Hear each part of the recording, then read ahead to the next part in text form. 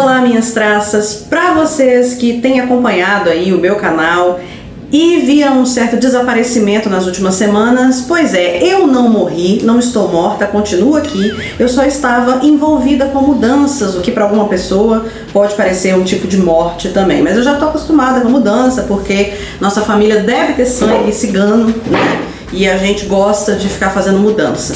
Então, por enquanto, eu ainda não organizei um lugar perfeito para fazer a gravação dos nossos vídeos, mas, né, a gravação precisava continuar, por isso eu resolvi gravar mesmo assim.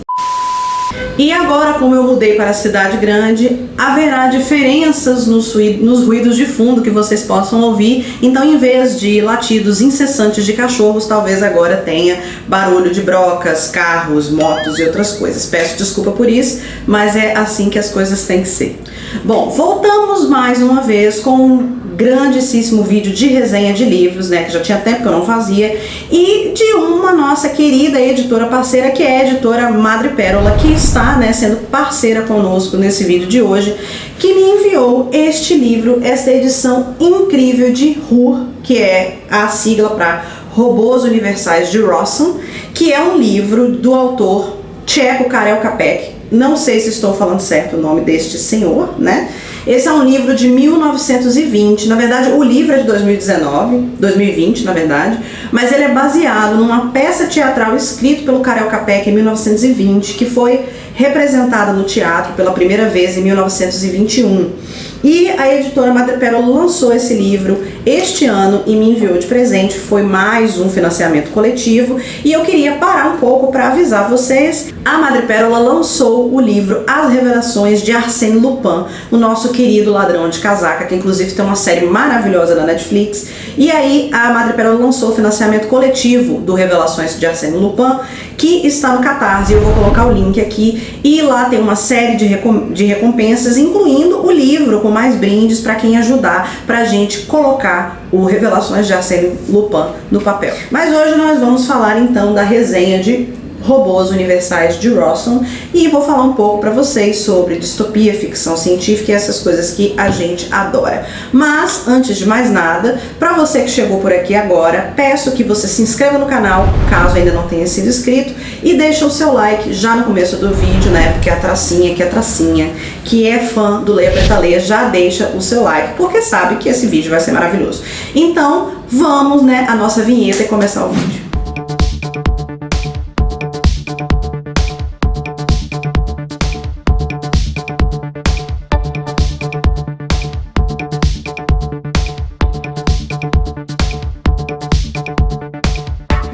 Bom, gente, o que a gente tem a dizer sobre essa edição de capa dura maravilhosa, perfeita, sem defeitos?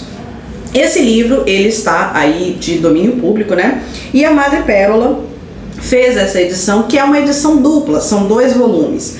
A primeira parte do volume é um romance muito baseado na peça original de Karel Čapek, que foi traduzida pelo Rogério Pietro. O Rogério Pietro fez a tradução do tcheco original, que é muito chique, uma pessoa que sabe falar tcheco, né?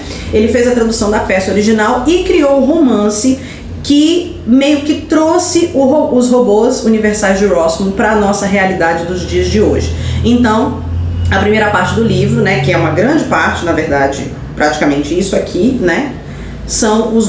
É o romance baseado na peça teatral, só que na segunda parte vocês vão ver a peça teatral como um todo, que era uma espécie de comédia muito focada para uma espécie de crítica ao nosso sistema capitalista de produção. Isso era em 1920, poucos anos depois da Revolução Russa, a gente já sabe todo aquele contexto histórico, e é uma sátira. E é a primeira vez na história da literatura que aparece a palavra robô. Na verdade, robô foi uma palavra que é dada como o Karel Čapek inventou, só que na verdade quem deu a ideia foi o Joseph Čapek, que é o irmão dele, e os dois criaram a espécie robô, que vem da palavra tcheca robota, para servidão ou serviçais, porque era exatamente essa a ideia do Karel Čapek para os robôs, que na verdade todas as histórias de robôs são que os robôs são construídos para serem serviçais da raça humana.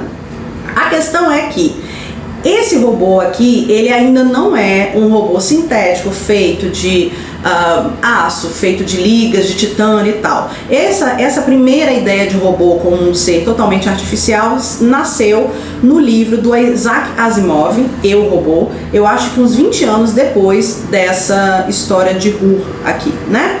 E aí era um robô totalmente sintético. Os robôs desse livro, eles são humanos sintéticos.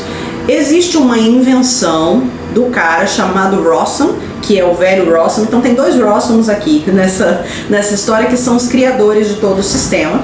O Rossum idoso, que é o cara que criou, o cientista que criou o robô, e o sobrinho dele, o jovem Rossum, que foi o cara que criou a empresa que produz os robôs em larga escala, né? E aí, o que aconteceu? O Karel Capek foi o cara que inventou essa ideia de um ser sintético que existiria para servir a raça humana. E aqui eles usam uma espécie de célula-tronco, uma enzima natural para produzir tecidos humanos sintéticos. Então, de uma certa forma, eles são seres humanos produzidos por outros humanos. Então, eles não são humanos, né? Porque eles não são criados pela natureza, pelos sistemas naturais ou por Deus, o que quer que você acredite. Mas eles têm DNA, eles têm sangue, eles têm músculos, então eles não são totalmente sintéticos, né? Eles não são feitos de materiais sintéticos e artificiais. Então é bastante interessante, mas eles têm algumas diferenças, como por exemplo, não tem aparelho reprodutor. Eles não têm aparelho reprodutor, eles têm uma força física muito maior do que a gente, resistência física, mas eles, por exemplo, podem ser mortos. Eles têm consciência, embora a consciência seja muito mais simplificada do que a nossa, e eles são todos iguais, praticamente todos são clones muito parecidos, e aí a gente vê desdobramentos dessa ideia dessas pessoas que são criadas sinteticamente para servir as outras. A gente pode ver, por exemplo, Admirar um Mundo Novo, que foi em 1932, foi escrito pelo Aldous Huxley, que tem a ideia dos Epsilons, né, que são esses humanos que, por um processo aí de seleção artificial, eles são menos inteligentes, eles são menores, enfim, eles são feitos só para servir os humanos. E aqui a gente tem os robôs que são fisicamente mais fortes do que os seres humanos, mas têm menor consciência e servem basicamente para servir uns aos outros. E foi a primeira vez que apareceu na história, mas esse ser, né, o Karel Capek, meio que desapareceu da história da literatura, e muitas pessoas inclusive acham que foi o próprio Isaac Asimov que criou a ideia de robô.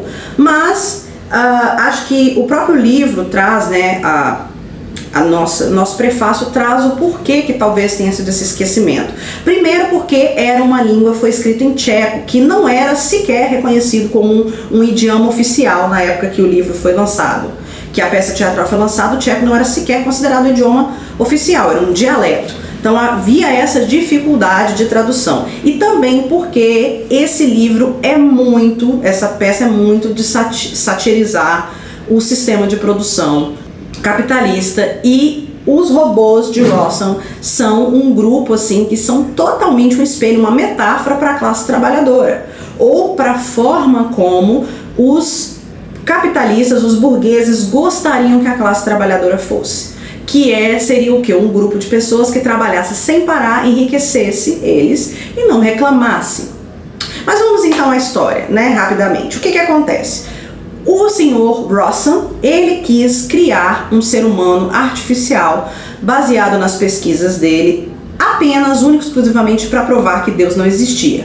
Ele quis dizer o quê? Que tudo que acontece na natureza é causal, né? Não tem nenhuma relação de ter um criador, e ele conseguiu então criar esse robô ao longo de 10 anos. Ele fez esse processo de criação e conseguiu criar esse primeiro robô, que ainda era um ser muito simplista, que sabia falar, mas que não tinha uma ideia muito clara, né, do que ele tinha que fazer. E aí o senhor Rossum, ele morre, e o sobrinho dele meio que sequestra essas informações, só que ele tem um problema. O Rossum demorou 10 anos para criar esse robô.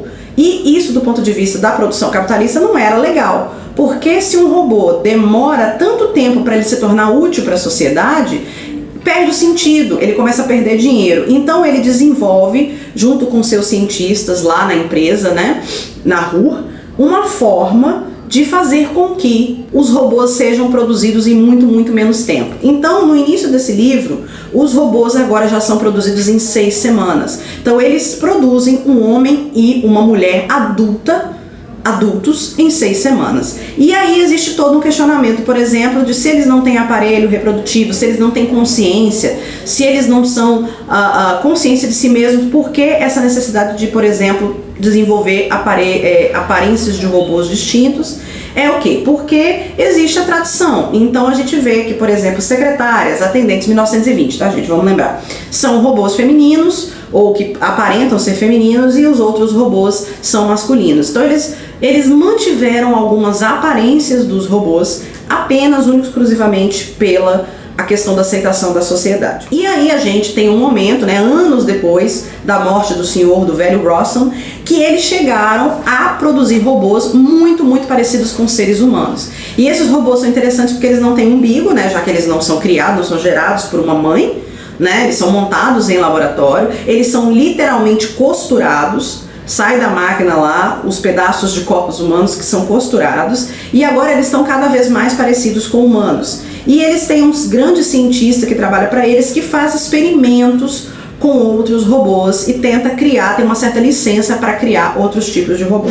E aí a gente começa com a personagem Helena. Helena, ela é filha do presidente dos Estados Unidos, e ela vai até essa ilha porque ela é uma participante de uma coisa chamada Liga da Humanidade, que é uma liga que procura salvar, libertar os robôs e fazer com que os robôs tenham consciência de sua humanidade.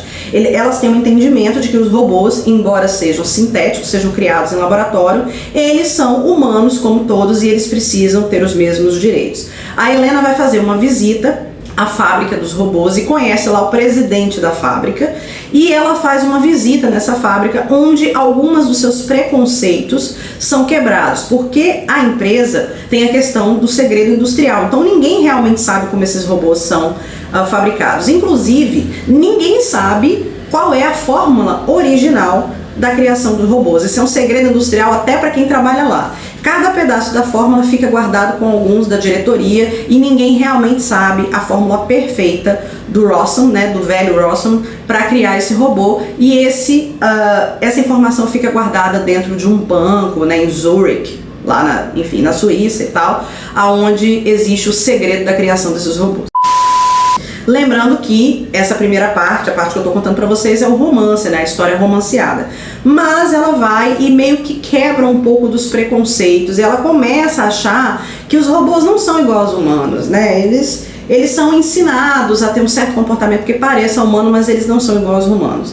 E aí ela conhece o presidente da empresa e se apaixona por ele, e os dois se tornam noivos. E aí, em vez de ser uma pessoa que trabalha na Liga da Humanidade, ela realmente passa a trabalhar na própria empresa da fabricação dos robôs. E aí, alguns meses depois, ela começa a visitar as instalações da empresa, ela faz amizade com todos os diretores da empresa, e lá só existe um único humano que trabalha com trabalhos braçais, no caso é o engenheiro, né, que é um cara que trabalha como se fosse um robô. E qual é toda a lição que eles ensinam para ela dentro dessa empresa? Que eles criaram os robôs para exercerem funções por um preço muito mais barato, se não de graça, funções de baixa qualidade, entendeu? De funções de limpeza, funções que não exigem alto nível intelectual, que não existem alta qualificação. E a ideia era vocês usarem os robôs para substituírem pessoas em trabalhos que não poderiam ser feitos, que não precisariam de uma alta qualificação para serem feitos. Só que chega um ponto que os robôs, até no exército agora, eles já são, até generais de exército eles se tornaram, né? Mas a ideia era que com isso o preço das coisas fossem cair muito, inclusive o preço dos bens de consumo cai em torno de 1/10 do preço, e as pessoas pudessem viver vidas mais preenchidas. Só que obviamente não existe, por exemplo, a proposta de uma renda universal, e muitas pessoas estão ficando desempregadas. Então existe sim um pedaço da população que tem muito ressentimento com a figura dos robôs. Os robôs, em grande maioria, estão ali prestando esses trabalhos que não são trabalhos de liderança, e praticamente são as únicas pessoas que trabalham. E as pessoas normais, os seres humanos normais, têm aí todo o tempo do mundo para passear, para se divertir, para ter lazer e etc. Só que a gente sabe que isso não é muito bem verdade, porque existe, obviamente, pessoas que estão na pobreza, que perderam o emprego e que não viram aí sua vida ser melhorada pela presença dos robôs.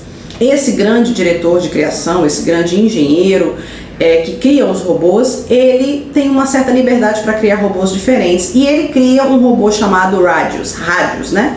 Que a Helena tem contato, que é um robô que é praticamente igual a um ser humano. Ele é muito inteligente, ele é mais inteligente do que o ser humano comum e ele praticamente passa por um ser humano comum. Então o Radius, ele é tipo o suprassumo dos robôs. E aí ela fica pensando, pô, eu não vou botar um cara desse, que é um cara super inteligente, que tem um alto poder cognitivo, que consegue filosofar, para poder ficar aqui trabalhando com trabalhos braçais. Então ela pede ao seu noivo que deixe o Rádio trabalhar na biblioteca. E lá, enquanto o Rádio está na biblioteca, ele começa a consumir uma quantidade enorme de bibliografias e começa, inclusive, a entender a sua percepção como ser naquela sociedade. E o Rádio chega ao seguinte pensamento, a seguinte conclusão: não, os robôs não são iguais aos seres humanos, os robôs são melhores do que os seres humanos. Os robôs não concorrem uns com os outros de forma errada, eles não causam doenças, eles não causam desmatamento, eles não têm cobiça ou arrogância, e eles são mais inteligentes, mais fortes e mais preparados para fazer todo o trabalho que os humanos não vão fazer. Então todo aquele processo de que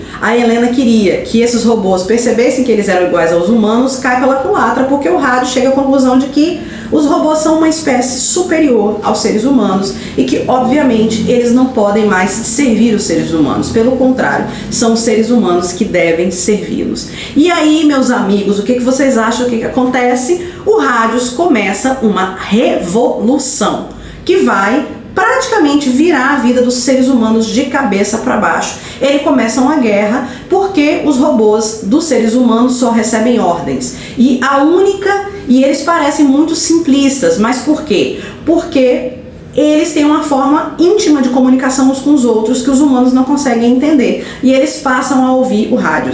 Então o Rádio propõe essa revolução e começa também a ir atrás de robôs que são parecidos com ele, robôs que têm esse nível cognitivo mais alto. E essa empresa, ela fica numa ilha, né, totalmente separada de todo mundo, e todos os diretores junto com a Helena acabam ficando presos nessa ilha enquanto os robôs vão aí tomando conta do planeta. Então, gente, é pano pra manga para um filme de Steven Spielberg que eu tô até agora sem saber o que não foi feito. Há uma coisa muito Frankenstein nessa obra, né? O homem cria um monstro, o homem abandona o monstro mata o homem. É muito esse símbolo, né, que vem muito do Frankenstein, que é justamente isso. Há uma criação desses robôs, há uma falta de preocupação com o entendimento desses robôs, com a qualidade de vida desses robôs, e eles criam um robô para viver em torno de 40, 50 anos. Esses robôs são considerados uma sub-raça e ninguém realmente pensa que esses robôs, em momento algum, vão perceber a situação deles e se rebelar. Então é muito um livro metáfora para a guerra de classes. E quando você chega na peça teatral, que é dos anos 20, você vai perceber como tem a guerra de classes. O que eu gostei muito foi que o autor, né, o Rogério Pietro, ele deu uma atualização na história, inclusive do papel das mulheres, porque na peça de 1920 a Helena é uma personagem assim, sabe, bem superficial, né, uma personagem, uma mulherzinha, do jeito que o patriarcado costumava representar mulheres na sua criação. Ela é uma personagem assim, sem muita densidade, e no livro do Rogério Pietro, ela tem muito mais profundidade e ela acaba tentando correr atrás de resolver o problema que ela mesma criou, né? Porque de um jeito ou de outro ela meio que estimulou o Rádio a perceber que ele não era, que ele era igual, que ele era superior aos seres humanos. Mas assim, tem toda a questão de ficção científica, sem dúvida. principalmente quando passa na questão da fábrica, onde eles explicam como o robô é feito. Tem a questão de distopia, porque obviamente vai ter uma guerra entre robôs e não robôs e o futuro do mundo vai ser outro, mas pra mim é uma metáfora clara, não é uma fábula, né, porque não tem animais, mas é uma metáfora clara sobre a guerra de classes e principalmente sobre como a burguesia enxerga a classe trabalhadora, como eles gostariam que a gente fosse o tipo de robô que só trabalha, abaixa a cabeça e vive em função de fazer a reprodução do capital. E claro, levanta toda uma outra questão que eu gostaria muito de falar para vocês, que nós estamos vivendo, obviamente, um momento de automatização de muitos tipos de trabalho, né? Vários grupos de trabalhadores têm sido despedidos, perdido seus empregos porque os serviços estão sendo automatizados. Ou porque os serviços estão sendo automatizados, porque essa profissão está se tornando obsoleta, ou porque os países estão em crise econômica e estão tirando essas profissões. Um exemplo claro, Rio de Janeiro e Vitória, por exemplo, já não tem mais cobrador na maioria dos ônibus. Usando o cartão universal, ou seja, usando uma tecnologia, onde a pessoa vai lá, carrega o seu cartão e passa no ônibus, eles tiraram essa figura do cobrador. No caso do Rio de Janeiro, ainda é pior, porque aqui em Vitória, onde eu estou, hoje em dia o ônibus não aceita mais dinheiro. Então tem uma questão de segurança também, né? Do motorista não ser assaltado. Mas no Rio, por exemplo, o motorista ainda trabalha também como cobrador. Então existe uma coisa da obsolescência dessa profissão de cobrador e também de sucateamento da profissão do motorista. Isso quer dizer o quê? Tem uma massa de trabalhadores, isso é um exemplo que eu estou dando, uma massa de trabalhadores que estão perdendo seus empregos. A gente vê isso, caixa de supermercado, a gente vê isso nas vendas do e-commerce, que muita gente está perdendo emprego, porque nós estamos hoje com uma grande quantidade de empregos do setor terciário, a gente não tem mais muita indústria em países como o Brasil, então muita gente está perdendo emprego porque suas vagas estão se tornando obsoletas e sendo substituídas por robôs. E, a meu ver, sinceramente, é um processo que ele é difícil de ser contido, sabe? Ele é difícil de ser contido, talvez não seja nem desejável que ele seja contido. Mas qual é a questão? A gente precisa usar esse robô, que no caso não são esses robôs, né? Essas tecnologias que teoricamente não pensam, não têm sentimentos e blá blá blá, a nosso favor, e isso é uma coisa lá do Marx, né, do Karl Marx, usar as máquinas para que elas produzam riquezas e essa riqueza seja distribuída entre a gente. Por isso vem muita gente, como por exemplo o Eduardo Suplicy, há anos defendendo a renda básica universal, que é justamente a gente pegar essa riqueza que é criada pelas máquinas, por exemplo, a mecanização da agricultura, que diminui muito a quantidade de trabalhador no campo, mas a gente revertir parte desse dinheiro numa renda básica para que as pessoas que não tenham mais emprego tenham dinheiro agora para se manter e possam sim procurar outras áreas de trabalho e possam se especializar e possam estudar. Então, é uma questão de revolução mesmo que esse livro mostra, né?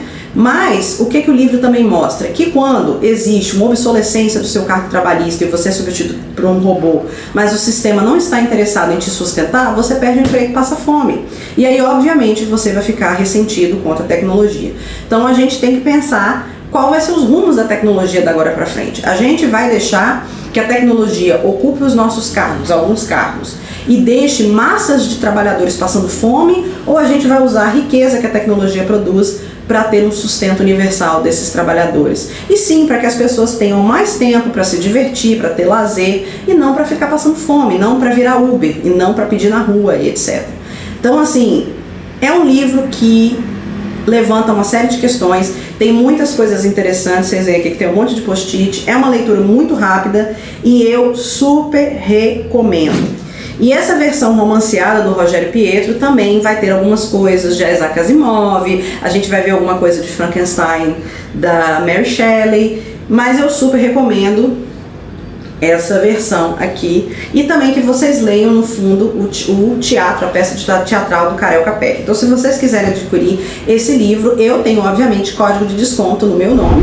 O código de desconto, se eu não me engano, é Leia Preta Leia, mas enfim, vai estar aqui o link para adquirir o livro e o meu código de desconto se você quiser comprar. E aí depois vocês me comentem embaixo, depois que vocês lerem, se vocês também tiraram tantas informações, tantas reflexões desse livro.